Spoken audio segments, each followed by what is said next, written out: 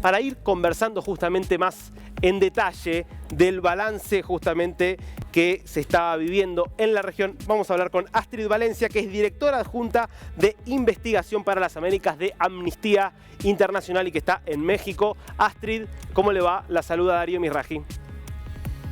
Hola, buenos días. Muchas gracias por tenernos aquí en este día tan importante para nosotros, que es pues, el día que lanzamos nuestro informe anual sobre la situación de derechos humanos en el mundo. Bueno, la verdad es que centrándonos un poco en la situación de América Latina, uno lo que ve de este informe es, la verdad, un panorama poco alentador. ¿Cómo lo ven ustedes?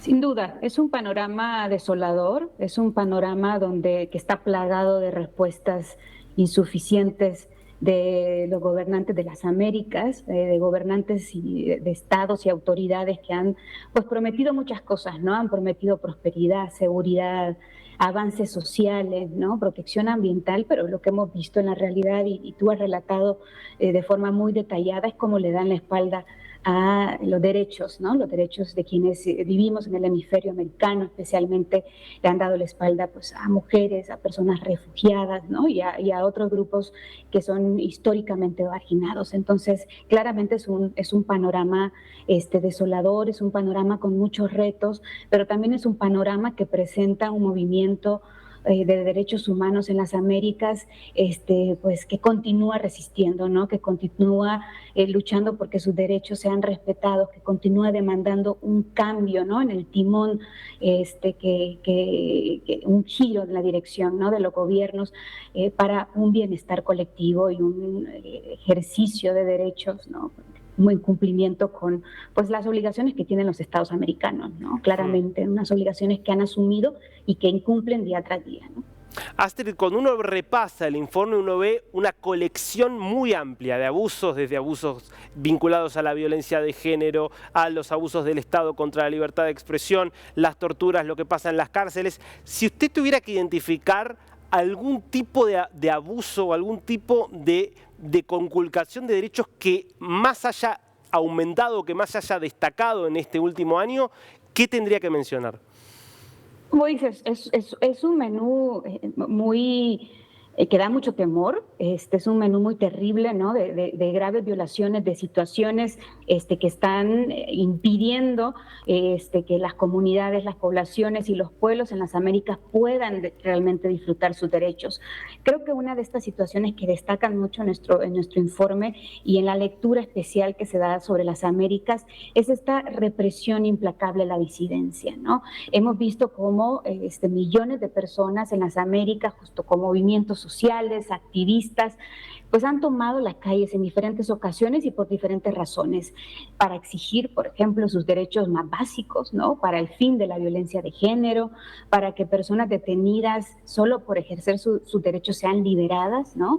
O para defender el medio ambiente. Lamentablemente ha sido la respuesta de muchos de los estados de las Américas frente a estas movilizaciones pacíficas han sido la represión brutal, la represión letal,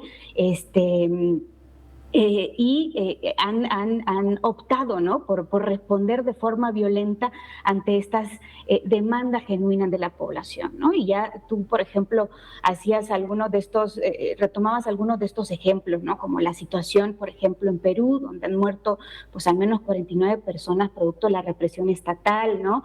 En Nicaragua, ¿no? También hay una represión rampante donde el ejercicio de derechos pues simplemente no es parte de la cotidianidad, ¿no?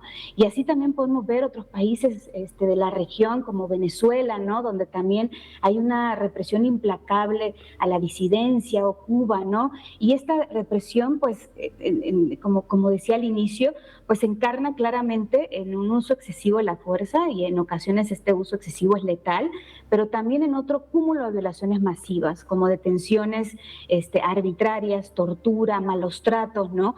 Entonces, observamos con claridad, ¿no? Cómo muchos de los estados de la región, pues responden ante los pedidos genuinos de la población con represión. ¿no? Hmm. También creo que otro grupo de violaciones importante que destacamos en las Américas es los abusos contra los derechos humanos, por ejemplo, de las personas refugiadas o en necesidad de protección internacional, ¿no? Vemos como diferentes crisis humanitarias que hay en la región, algunas como las que tú has mencionado, Venezuela, Haití, etcétera. Las crisis humanitarias se suman también a la crisis de derechos humanos y esto claramente pues, ha provocado en el hemisferio unos aumentos bruscos e impactantes en el número de personas que necesitan abandonar su país en búsqueda de protección internacional, ¿no? Lamentablemente, pues, los engranajes y la arquitectura institucional y la voluntad política de otros estados no han brindado la protección internacional necesaria a estas personas que simplemente están huyendo de sus países para tener seguridad, para poder ejercer sus derechos, para poder ejercer la libertad de prensa, por ejemplo, la libertad de expresión, ¿no? Recientemente vimos unas imágenes lamentables del gobierno, por ejemplo, de Nicaragua, que Hmm. hizo una expulsión forzada de más de 200 personas a Estados Unidos y también luego les removió de su nacionalidad, ¿no? Entonces, estos ejemplos muy dramáticos realmente hacen indispensable tener un momento de análisis entre los gobernantes del mundo para hacer ese giro, ¿no? Ese giro hacia un hemisferio y un continente donde los derechos humanos realmente pasen a ser una realidad, ¿no? Y dejen de ser compromisos incumplidos de forma cotidiana, ¿no? Hmm. El informe es especialmente crítico con el caso de El Salvador, que a mí me parece muy interesante y muy complejo, por eso quiero preguntarle, Astrid, ¿cómo se plantan ustedes como organización de derechos humanos cuando tienen que denunciar los abusos que se cometen en un país como El Salvador y que los comete un gobierno que cometiendo esos abusos, porque lo hace en nombre de combatir la delincuencia, tiene un respaldo masivo, masivo de la población? Es muy difícil. Sí, definitivamente el caso de El Salvador es uno de los casos que nos causa mayor preocupación, donde nosotros pues hemos documentado innumerables situaciones de abusos y de violaciones de derechos humanos. Claramente, lo que presenta el presidente Nayib Bukele es un falso dilema, ¿no? Un falso dilema entre la seguridad y los derechos humanos, ¿no? Cuando realmente la construcción de una política de seguridad integral debe tener al centro los derechos humanos, ¿no? Realmente la situación, la violencia pandilleril es un mal que ha acongojado, preocupado y afectado a la población salvadoreña por años, el tema de la seguridad pública también, y por ello debe de ser tomado seriamente por el presidente y las autoridades. Pero lo que hemos visto es un plan de seguridad muy opaco, que hasta el momento es uno de los mejores secretos del gobierno actual, que nadie conoce los detalles. Tenemos unas medidas excepcionales que ahora son parte de la normalidad. Tenemos más de 60,000 personas detenidas en un año sin la garantía del debido proceso, muchas detenciones arbitrarias, muchas personas detenidas solo por vivir en zonas de barrios con ingresos bajos, solo por tener algún tatuaje, solo por haber cometido o haber tenido algún tipo de delitos en su pasado cuyas penas ya cometieron. Entonces, lo que nosotros realmente hacemos es un llamado a que las políticas de seguridad, si realmente quieren ser efectivas, sostenibles, si realmente quieren dar a la población tranquilidad y paz y el ejercicio de sus derechos, deben encarnar derechos humanos, ¿no? No es posible que la respuesta ante este fenómeno tan doloroso de la población de El Salvador sea remover las garantías judiciales de toda la población a través de reformas legales muy peligrosas, ¿no?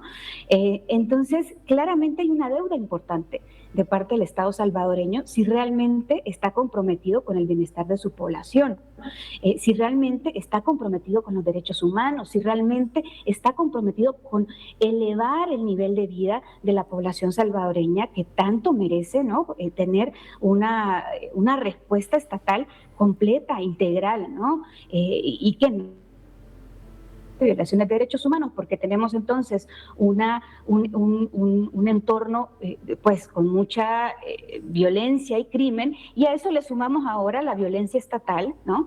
La violencia estatal y una crisis de derechos humanos orquestada por las autoridades salvadoreñas, ¿no? Entonces, claramente el llamado es hacia tejer de forma seria, y escuchando a las organizaciones de la sociedad civil y a la comunidad internacional, que ha pasado un año recordándole al gobierno salvadoreño y a las autoridades salvadoreñas sus compromisos internacionales en materia de derechos humanos, lo cual significa también diseñar esta política de seguridad integral y sostenible. Astrid, realmente un placer escucharla, un placer muy interesante, obviamente muy duro también, ¿no? Gracias por este tiempo con DNews. No, gracias a ustedes.